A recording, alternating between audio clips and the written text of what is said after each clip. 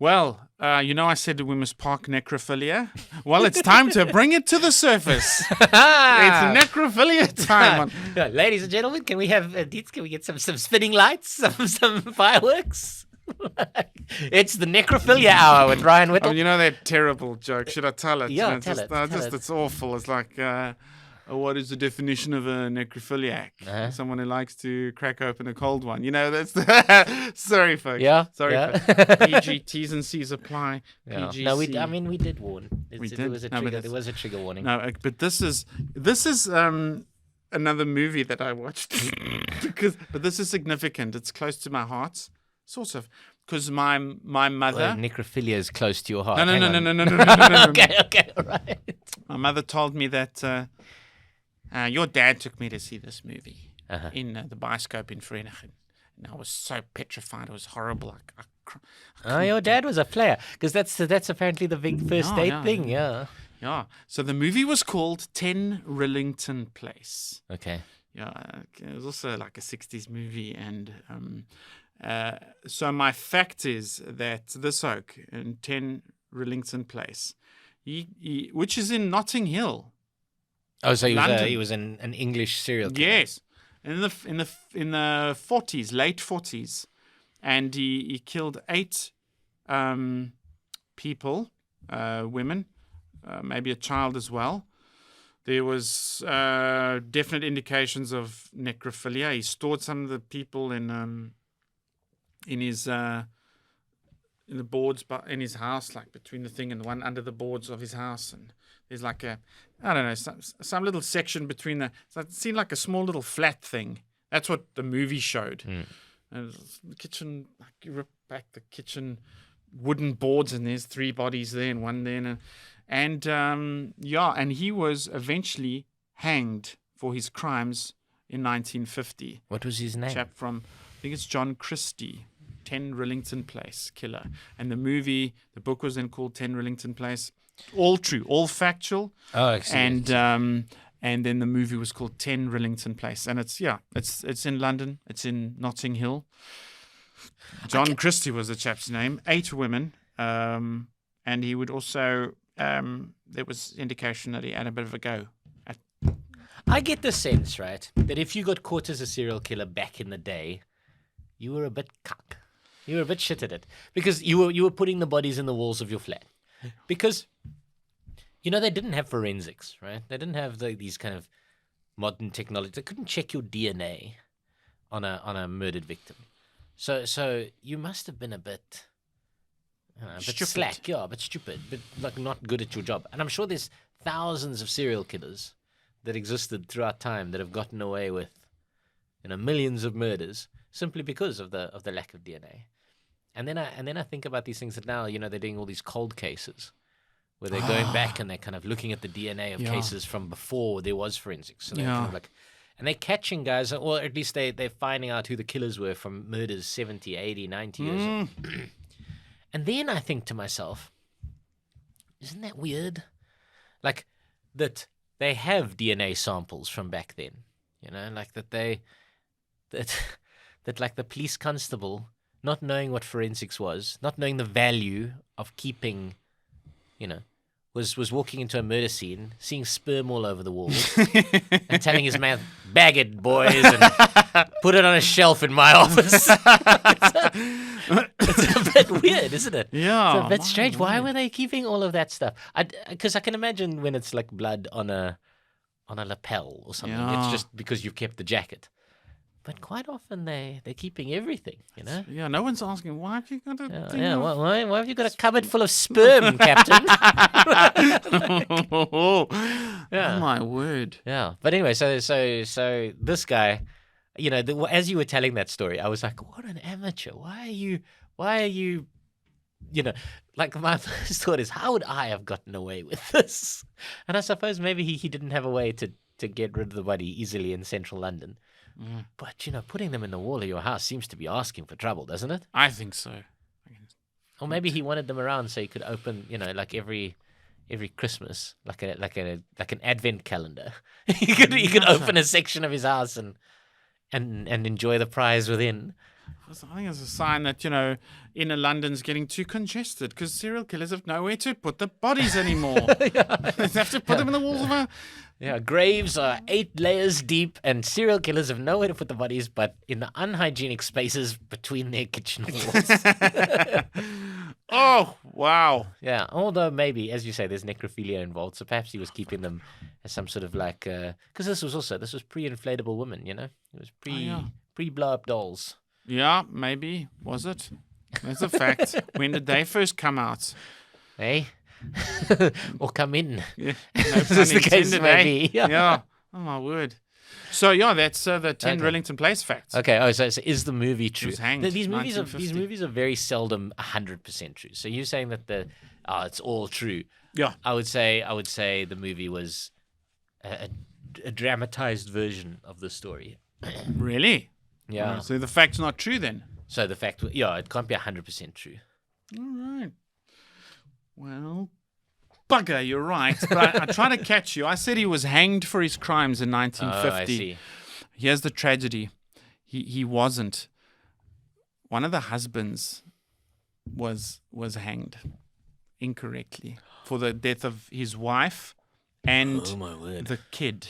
So this guy killed the wife and the kid, and the husband was on trial. And this guy, John Christie, was a witness for the prosecution.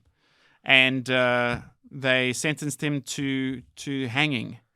My word. And then much later on, but after John Christie was, dead by hanging and, received a pardon. Sorry, and all that. hang on. Then he was caught. So long after the guy had already been killed. Yeah, long after the husband had been killed. But so he was eventually caught. I think the way he tricked the one woman was he said he'd help her with an abortion, and he put her out, and then he killed her. And None of these grisly details. But this opens up that whole conversation around the value of the death penalty. I know, because a lot of South Africans, I know we're in a position at the moment where crime is, some people feel it's out of control, and the only way to control these sorts of things is stronger, stricter sentences like the death penalty. And then, you hear these sorts of stories where in countries with functional legal systems, the wrong person was put to death. Yeah. And I don't know.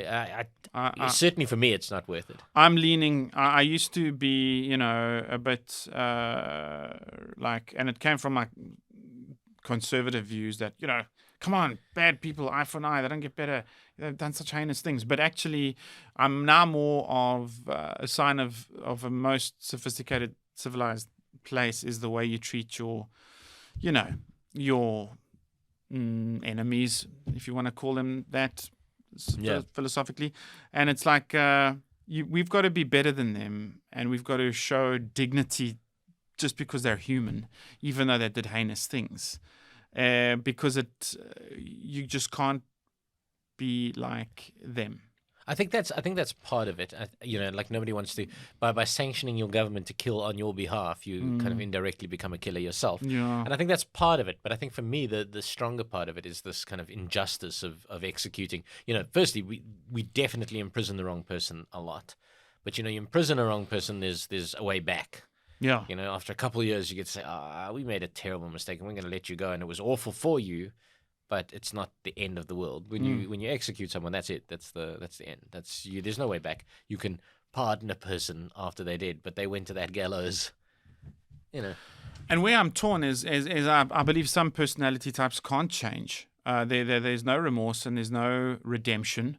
But even so, the humanity inside them is worth some sort of dignity, and that's where I'm just at some weird kind of rational peace. That's my stance. There's a very famous serial killer, Kemper, who he helped legal enforcement since to catch other serial killers and things.